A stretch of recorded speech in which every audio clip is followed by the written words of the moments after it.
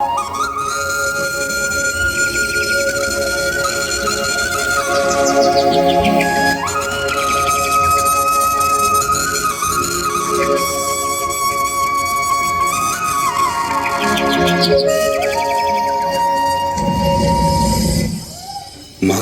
सुखाने नांदत असताना एक दुष्ट काल यवनाची वक्रदृष्टी महाराष्ट्रावर पडली.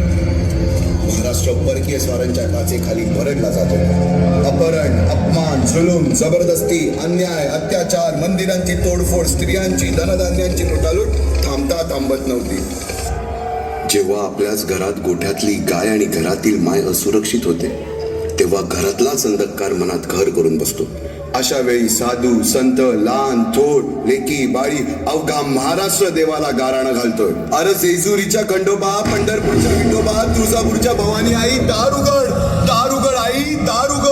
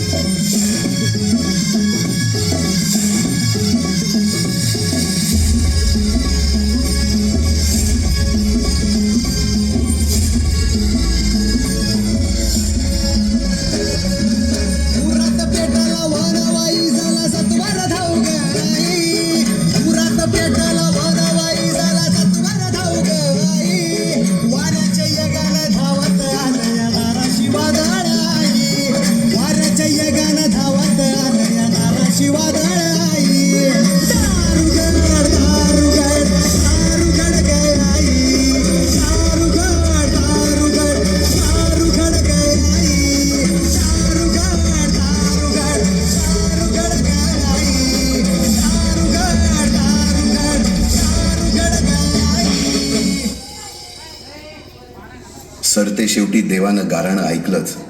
शालिवन शके 1551 शुक्ल नाम संवत्सर, उत्तरायण शिशिर ऋतू, फाल्गुन वद्य तृतीयेला सायंकाळी शुभ लग्न उदित असता कलियुगातील नरसिंहाचा, ग्रहमंडलातील सूर्याचा, नक्षत्रातील ध्रुवाचा, या सम छत्रपती शिवरायांचा शिवनेरीवर जन्म झाला.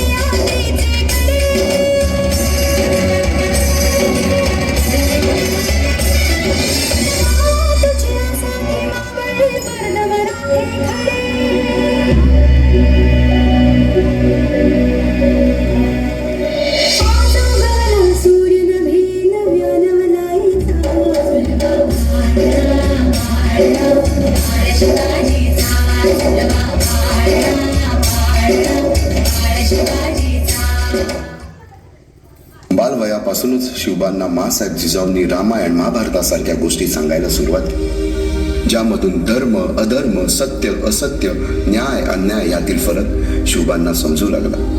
तसेच शस्त्रास्त्र व शास्त्र या शिक्षणासाठी शहाजी राजांनी अनेक कर्तबगार माणसे नेमली, जसे की दादोजी कोंडदेव, बाळकृष्ण पंत, रघुनाथ पंत, शामराज पंत अशा अनेक कर्तबगार माणसांच्या नेतृत्वाखाली महाराज बालवयापासूनच घडू लागले.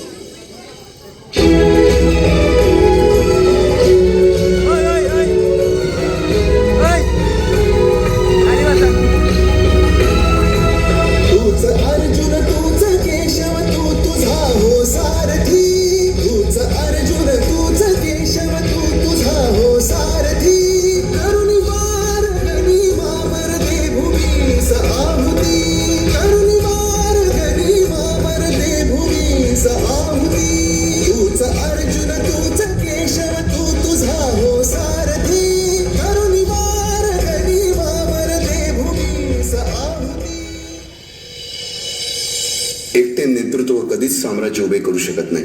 त्यासाठी तशी कर्तबगार माणसे, निष्ठावान मावळे घडवावे लागतात. शिवरायांनी असे सवंगडी त्या वयापासूनच पारखायला सुरुवात केली. तानाजी मालुसरे, सूर्याजी मालुसरे, यसाजी कंक, सूर्याजी काकडे, बाजी जेदे आणि अशा अनेक सवंगड्यासमोर शिवबांनी शपथ घेतली स्वराज्याची, शपथ घेतली स्वराज्याच्या बांधणीची.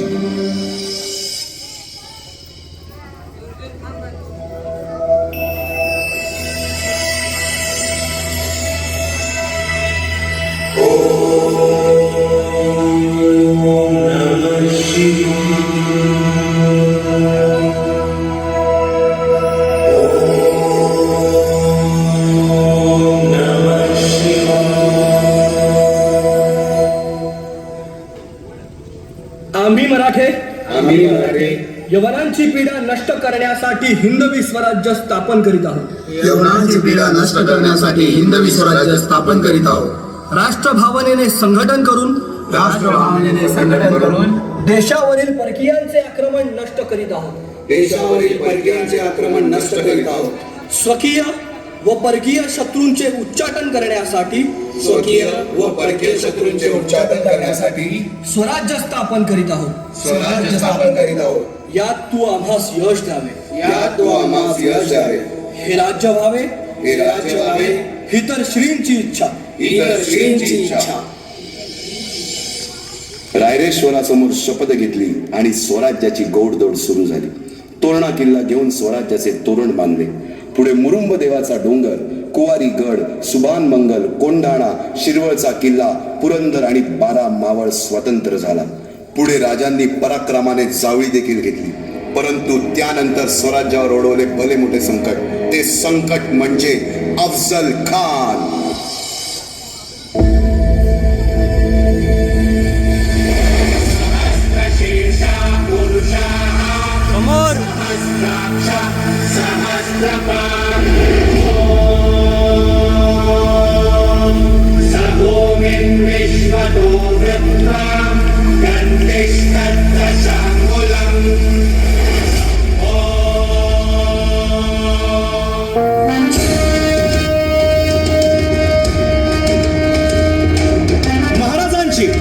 शिवाजी महाराजांची कीर्ती बेफाम होती.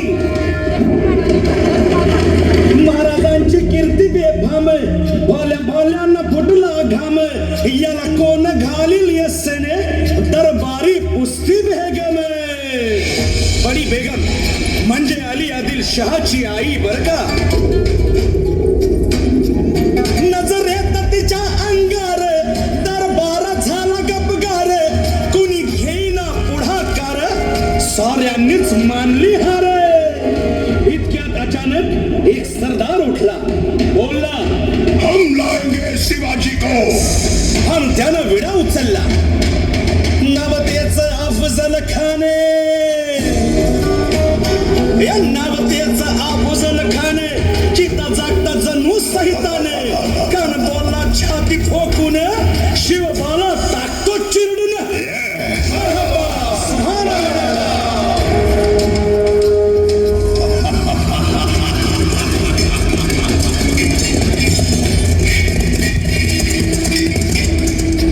आता शिवबाचं काय खरं नाही. इकडं निजाम, तिकडं मुघल, पलीकडं इंग्रज. जो तो हेच बोलू लागला. महाराज, आपला जीव मोलाचा आहे. खानाचं सैन्य अफाट आहे. त्याच्यासमोर आपला टिकाव लागणं अवघड आहे. काही दिवसांसाठी आपण कुठेतरी अज्ञातस्थळी निघून जा. काय म्हणालात रायबा? मासाहेब, आम्हाला आमच्या जीवाची पर्वा नाही. राजांचा जीव वाचणं गरजेचं आहे. रायबा, शिवबा केवळ आमचा पुत्र नाही, तर अवघ्या मराठी जनांचा स्वाभिमान आहे. या मातेने आपला पुत्र गमावला तरी बेहत्तर, परंतु भ्याटपणे पळून जाऊन या मराठी मुलखाचा स्वाभिमान गमावता कामा नये. अशा वाघिणीचा मासाहेब आपला पुत्र आणि मराठी मुलकाचा स्वाभिमान विजय टिळा लावूनच परत केला. वाघिणीचा देवछावा गनिमाला कसा ठेचावा, डोक्यात नेहमी कावा, भेटीचा धाना सांगावा. खानाच्या भेटीसाठी महाराजानं एक शानदार शामियाना उभारला होता. आणि अशा शामियान्यात खान डौलत डुलत, खान डौलत डुलत सय्यद बंडा त्याच्या संगतीला, सय्यद बंडा त्याच्या संगतीला, शिवबाच्या संगती मला. राजाला पाहून खान म्हणतो कसा, आओ आओ शिवाजी, आओ हमारे गले लग जाओ. खानानं राजाला आलिंगन दिलं आणि दगा केला. खानाभिमान मान्याला, खानाभिमान मान्याला, कट्यारीचा वार त्यानं केला, कट्यारीचा वार त्यानं केला. खर खर आवाज झाला, खर खर आवाज झाला. चिलखत होतंय अंगाला, चिलखत होतंय अंगाला. खानाचा वार फुका गेला, खान यडबडला. इतक्यात महाराजानं पोटामंदी पिचवा ठेकलेला, पोटामंदी पिचवा ठेकलेला. वाघेनं खाचा मारा केला, वाघेनं खाचा मारा केला. टरा टरा पडलं पोटाला, तडा गेला खानाचा कोटा. भाई रे आला जी, भाई रे आला जी, भाई रे आला जी. अफजल खानाच्या वधानंतर त्याचा मुलगा फाजल खान आणि सिद्धी जोहर यांनी प्रचंड फौज घेऊन पन्हाळ्याला वेढा दिलाय. पण शक्तीपेक्षा युक्ती महत्वाची असते. महाराजांनी शिवा काशी यांना बोलावून घेतलं आणि विचारलं, शिवा आमचं रूप घेऊन सिद्धीला भेटायला जातोस? आणि शिवा म्हणाला, वही महाराज जातो की. आणि मग काय घडलं? काय? रात्रीच्या पहिल्या प्रहरास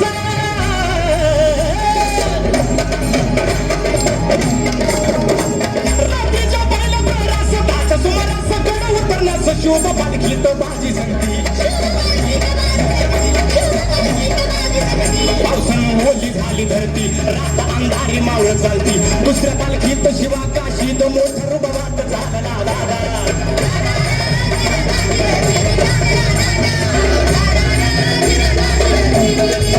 दोन दिशेला दोन पालख्या गेलेल्या आहेत. त्यापैकी एका पालखीला खानाच्या सैन्यानं गळाला घातलं. पालखीतनं शिवाला बाहेर काढलं. सिद्धी समोर बसवलं. तोर बातमी आली, हुजूर हुजूर शिवाजी भागा, शिवाजी भागा. आणि गळाला सिद्धी त्याने मनातून तलवार काढली, शिवावर धरली. सच बता तू कोण है? वरना मारा जाएगा. शिवा हसला आणि म्हणाला, अरे जन्माला जरी शिवा काशीत म्हणून आलो असलो तरी मरताना शिवाजी महाराज म्हणून मरतोय. हे भाग्य काय कमी आहे का? आणि गळाला सिद्धीची तलवार चालल्या गेली आणि शिवा संपला गेला. इकडे भाजीनं गजापूरची खिंड गाठली आणि भाजी म्हणतायत, राज आता येळ करू नका. तुम्ही निम्मी फौज घेऊन विशाळगडावरती रवाना व्हा. आम्ही खिंडीत राहून शत्रूंना अडवून धरतो. राजे म्हणतायत, नाही बाजी, जीवाची बाजी लावून आपण इथवर आलोय. आता जे होईल ते मिळून करू. आणि राजे म्हणतायत, नाही, लाख मिळून तरी चालतील, पण लाखाचा पोशिंदा जगला पाहिजे. लाखाचा पोशिंदा जगला पाहिजे. आणि मग त्या खिंडीच्या तोंडाला काय प्रकार झाला? काय उभा राहून बाजी खिंडीला विनवणी करी शिवबाला. गुरुपैठण झाला तो तोड वावा त्या वैशाला.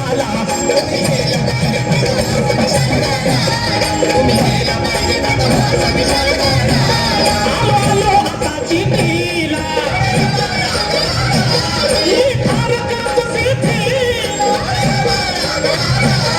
माझी जाता होतो तुम्ही दृष्ट शत्रूला.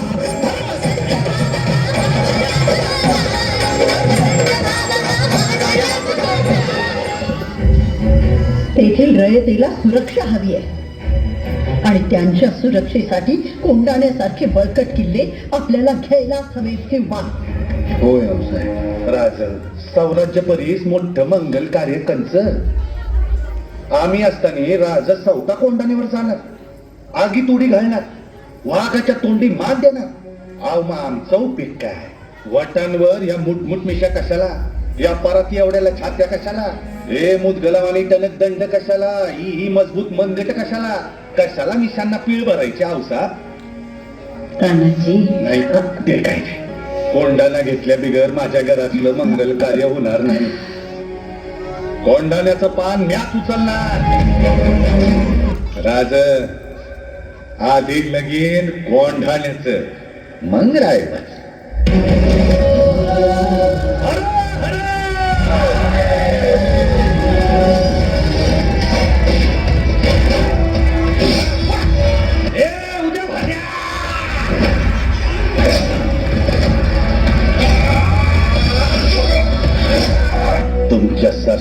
मोगलांच्या गुलामांना हे कधीच समजायचं नाही का साम्राज्याचं, शिवाजी राजांचं आणि भगव्याचं रक्षण कराया आम्ही मराठे छातीचा कोट करून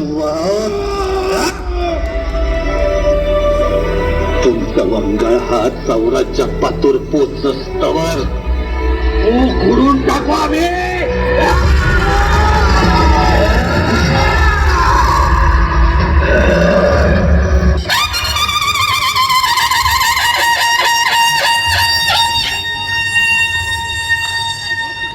साडेतीनशे वर्षाच्या काळरात्रीनंतर अवलंबून झाला. भगवंतांनी दिलेला शब्द खरा झाला. हिंदवी स्वराज्य स्थापन करणारा, यवनांची पीडा नष्ट करणारा जाणता राजा राज्याभिषेकासाठी सज्ज झाला.